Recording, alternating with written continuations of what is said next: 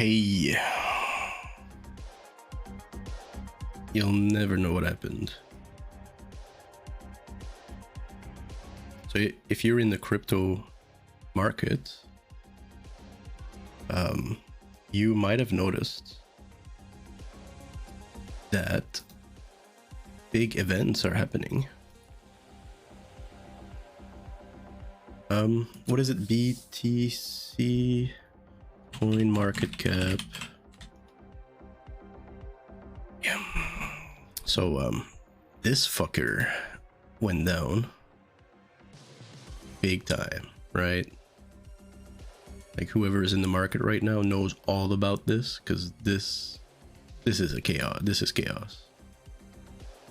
You know what I mean? Like a coin worth 80 bucks for the longest time. You know what I mean? 75, 50, 90, 80 went down to no, you're not seeing double digits anymore. Look, 80 bucks, right? You see the price? That's $5. That's $1. That's 3 cents. That's a hundredth of a cent. Right? You see that shit? Whether you're buying your first home, So I caught that news piece about Terra Luna, and I was like, holy shit. You know, I don't know what happened here, but that caught my eye. But not knowing anything, I just said, okay, well, hold on a moment. If you apply like a basic financial principle on this chart, which is that if it went here before, it can go back here. That's just a basic trading concept, right? If it went up here, it can go back here. We see it everywhere. So I was like, yeah, well, I think at this price, you're dumb not to put your money in there. You know, if it's possible to come back here. You know, not knowing, of course, that they've minted X amount of additional coins, of course, and that's really the real reason why it went so low, right? And also the depegging with the UST, because this thing was pegged to USD T or some other stable coin, and some shit happened. Terra, I don't know. So anyway, I was like, yeah, well, even if I have like $8 somewhere in a lost account, you know, I'd rather trade my $8 for, you know, USD or BTC or of whatever shitcoin I have somewhere, you know, and just put $10 in this shit. You know what I mean? Because if this would go back to a cent or even $1, like a cent, it means you do it times 100. So your $10 becomes times 100. That's $1,000, just like that. And if it goes back to $1, God forbid, $100. You know, we're talking $10,000, $100,000, right? So it's like dumb not to try it or even consider it. You know what I mean? So I went on to Coinbase, and I was like, I wonder. Well, we'll start with Coinbase. Like, I have a few wallets, you know, that I've opened with the years, and I went back to Coinbase and I see my balance, and I was like, wait, is this real? You know, I had in mind that I had absolutely nothing here. Like, if you look back here, I did have absolutely nothing in Coinbase. You know, I haven't checked the other ones. I'm not interested. Look at this balance. But like, and the reason why, I'm not kidding, like, I haven't come here in like fucking 3 years, okay? And if you guys don't know the story, I'll say it.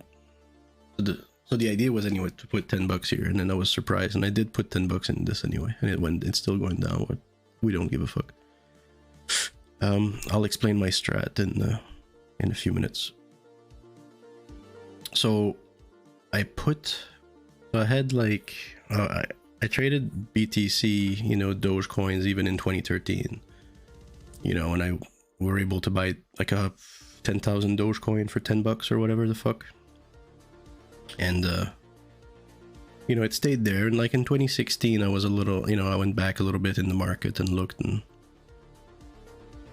and my Doge were like worth $600 or something like that, you know. Then I traded it, and I kept investing some amount of money in BTC, like $100 here, $200 here, you know. Went up to like $2,000 total in investment, I think, with the Doge already in there. And, you know, it was what, 100 and let's say 1,005 or 1,004, right? But then in 2019 or something like that, I needed some cash, or I was ready to kind of move on from BTC. You know, never. I didn't really believe in the technology. There's too much bullshit. Look at this shit. You know what I mean? Like, you know, like this is the farthest thing from USD, you know, US dollar. So I went on that exchange. What's the name of this dumb place? Quadriga. I chose Quadriga to escape or to exit, an exit strategy, cash out, right? And Quadriga is a Canadian exchange. So I live in Canada. So I thought, you know, I'm gonna take a Canadian exchange to transfer this $2,000 worth of Bitcoin, which was something like, you know, $3,000 by the time I wanted to, you know, exit. And I was ready to move on to other things. So long story short, I as much Googling as I did, and I always do it, you know, where every time I want to Google it, is something a scam or is something still working or what, I put the name of it, like Quadriga and then scam, you know, just to find out, is there a problem? And back then Quadriga was not, you know, in the news yet. So honestly, I didn't find any result. There was nothing here, right? All you find now is today's news. But like a month later, after transferring it into Quadriga, and then what I did, not a month later, but then I transferred it into Quadriga, which is an exchange. Let's take a look at what it looked like. And then, sorry, dude, Quadriga UI. So after transferring it into the place, it didn't take long for me to verify my account. I did all of this shit, you know, and it all operated. And then I was like, okay, let's transfer it to the bank. And I gave my bank info and stuff like that, so you could transfer money into it. You can't take money with bank info, as far as I know. And it you know, a day passed, 2 days passed, 3 days passed, a week passed, a month passed. Nothing happened. And I filed, you know, not a complaint, but something with them to say, look, what's going on with my transfer. And I don't think it was a month or two later, Quadriga hit the news. Quadriga dies. Yeah, whatever. Let's go on wiki, whatever. So founded by this dude, so according to the wife, I suppose. He died on December 9, 2018 while traveling in India. So the guy fucking went and died in India. Okay, what's the problem?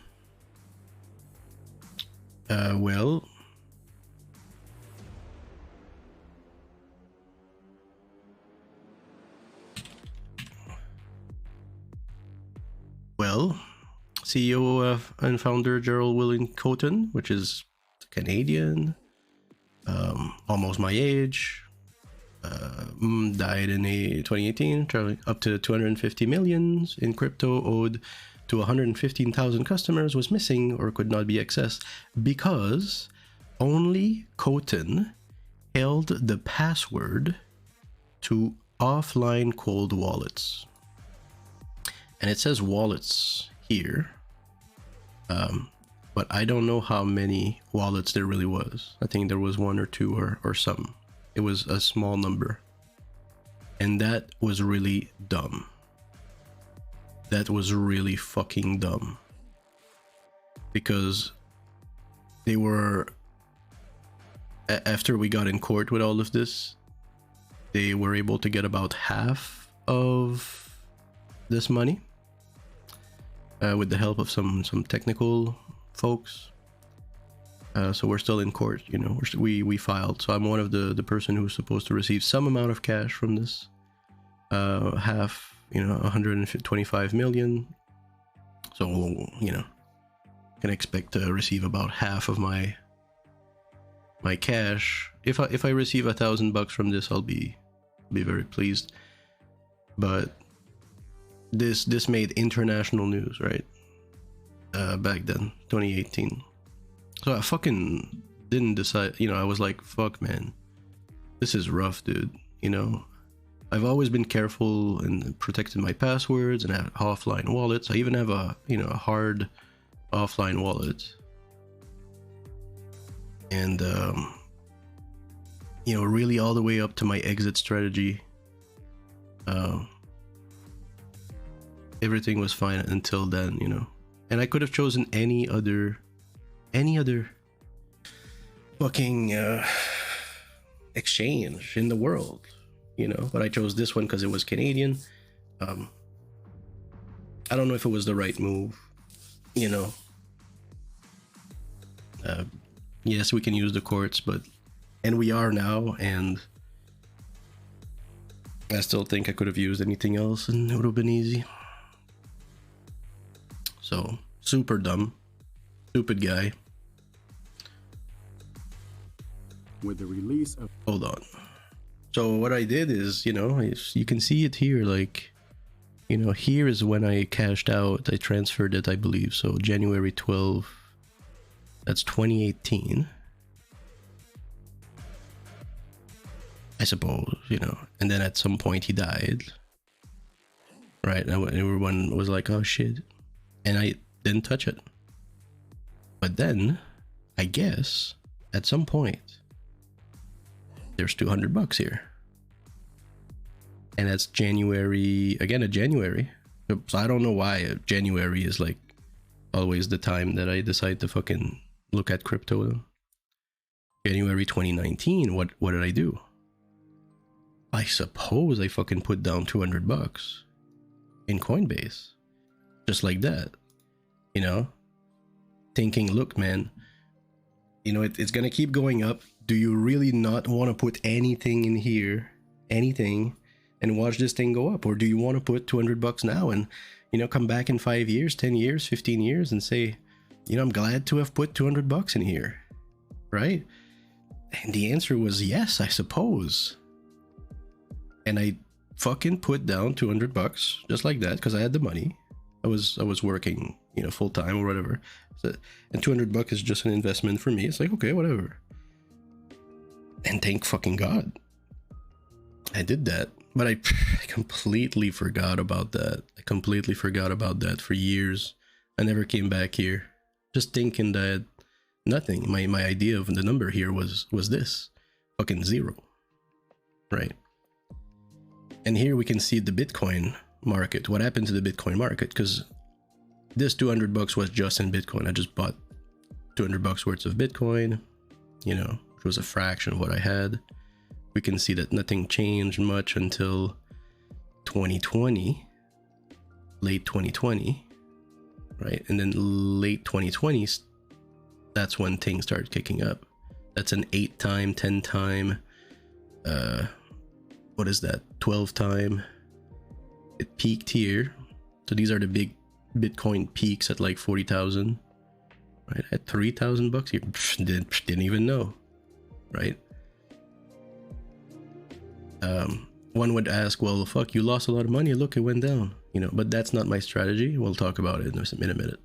So, like, what do you want to do? Like, exit here? You don't know where things are going. Maybe it's going to 6,000. You don't know that. So, anyway, went back like here, I think, May 9th. Today's 10, 20, 21. So yeah, 10 days ago I went back and that's what I saw, 1.5.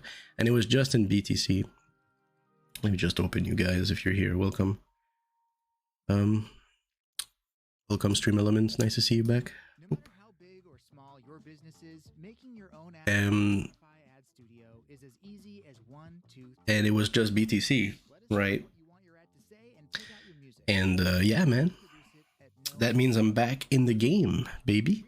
I am back in the game. Let's fucking go, dude. I'm so like, I was just so surprised when I noticed this. I was like, how the fuck? I guess I had put $200 in early 2019, 3 years ago. Yeah. Crazy. So we're back. We're fucking back in, you know, trading here, because my strat has really evolved in the past few months. You know, started investing in Magic, as you know, sealed product, of course, but mostly cards. And